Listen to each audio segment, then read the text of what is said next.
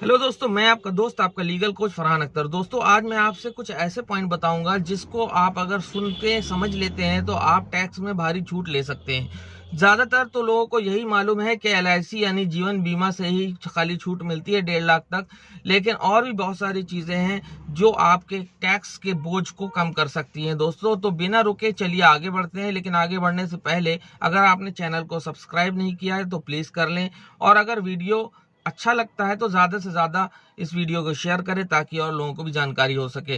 दोस्तों, सबसे पहली बात मैं आपसे बताने वाला हूं 80C की।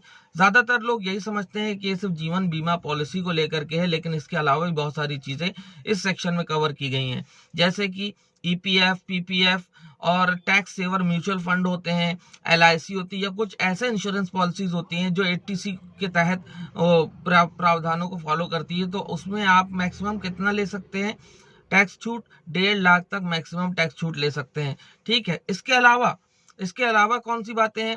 जैसे आप 2 बच्चों की पढ़ाई में जो ट्यूशन फीस लगती है उसका आप क्लेम कर सकते हैं। अगर आप होम लोन लिए हुए हैं तो उसकी किस्त में जो मूलधन आपका जा रहा है उस मूलधन को आप क्लेम कर सकते हैं। स्टैंप ड्यूटी, रजिस्ट्रेशन घर का वगैरह जो आप कराते हैं, आप इस स्टैंप ड्यूटी या रजिस्ट्रेशन में जो फीस लगती है इसको भी आप क्लेम कर सकते हैं। अगर घर का रिनोवेशन मरम्मत करा रहे हैं तो उसके लिए अगर आप लोन ले रखा है तो आप उसमें भी 30,000 रुपए तक के लोन में आप छूट प्राप्त कर सकते हैं। या अगर आपने होम लोन ले रखा है तो उसमें भी आप जो है वो छूट क्लेम कर सकते हैं। होम लोन में 2 लाख रुपए तक के ब्याज की जो है छूट आपको मिल सकती है, टैक्स बेनिफिट मिल सकता है। अब इसके बाद हम बात करते हैं 80CCD। ये क्या कवर करती है? एनपीएस, आपने सुना होगा, नेशनल पेंशन स्कीम। अगर कोई गवर्नमेंट एम्प्लॉय है तो वो ऑलरेडी एनपीएस में इनरोल्ड है। अगर आप गवर्नमेंट एम्प्लॉय नहीं है तो बैंकों में ये ऑप्शन है कि आप एनपीएस में इनरोल हो सकते हैं। एनपीएस बहुत अच्छी चीज है दोस्तों। 60 साल तक आपका पैसा लॉकिंग पीरियड में जरूर रहता है, लेकिन उसके बाद 60 साल होने के बाद आपको एक भारी रकम मिलती है जो कि काफी हद तक बहुत ज्यादा होती है।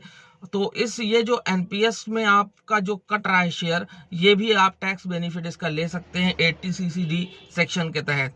इसके अलावा 80D, ये 80D के अंतर्गत इंश्योरेंस आते हैं। कौन से आते हैं insurance? Health insurance. Health insurance में जो आप प्रीमियम भरते हो तो 25,000 तक उसमें आप क्लेम ले सकते हो। और अगर आप सीनियर सिटीजन को, आपके परिवार में कोई है, आप उसका बेनिफिट लेना चाहते हैं तो 30,000 रुपए तक का हेल्थ का उसमें भी कवर आपको मिलेगा, उसका भी आप बेनिफिट ले सकते हैं। तो ये बहुत सारी चीजें मैंने आपसे बताई जिसका बेनिफिट आप ले सकते हैं। एक समराइज व्यू मैं आपको दिए देता हूँ। 80C के तहत ईपीएफ, पीपीएफ, एलआईसी, इंश्योरेंस, ऐसे टैक्स सेवर म्यूचुअल फंड जो 80C को कवर करते हो उसमें आप 1.5 लाख तक की छूट ले सकते हैं। 2 बच्चों की पढ़ाई की ट्यूशन फीस, होम लोन की किस्त में मूलधन का हिस्सा, और स्टैंप ड्यूटी या रजिस्ट्रेशन चार्जेस, या होम लोन में 2 लाख तक के ब्याज की छूट, या अगर आप घर की मरम्मत करा रहे हैं तो उसमें 30,000 तक का लोन है तो उसको भी आप क्लेम कर सकते हैं। इसके अलावा 80CCD क्या कहती है? NPS, national pension scheme. इस पर जो आपके चार्जेस कटते हैं तो 50,000 तक की इसमें भी छूट आप ले सकते हैं। इसके अलावा 80D ये कहता है कि अगर आप मेडिकल इंश्योरेंस ले रहे हैं तो 25,000 रुपए तक का जो बीमा है, मतलब जो भी उसकी किस्त है, 25,000 तक का आपको उसमें बेनिफिट मिलेगा। अगर आपने अपनी फैमिली के किसी सीनियर सिटीजन का भी बेनिफिट लेना चाहते हैं तो उसके लिए यही सीमा 30,000 तक है। यानी कि कुल मिलाकर अगर आपके परिवार में कोई सीनियर पर्सन है और उसका भी मेडिक्लेम करा रखा है आपने, तो अपना और उसका मिला करके टोटल 55,000 की यहाँ पर भी छूट आपको मिल सकती है। दोस्तों, उम्मीद करता हूँ आज का वीडियो आपको अच्छा लगा होगा, काफी जानकारी मिली होगी कि कौन कौन सी चीजों से टैक्स में छूट मिल सकती है। और अगर वीडियो पसंद आया है दोस्तों तो बिल्कुल लाइक कर दीजिए और ज्यादा से ज्यादा शेयर कीजिए ताकि और लोगों को भी जानकारी मिल सके।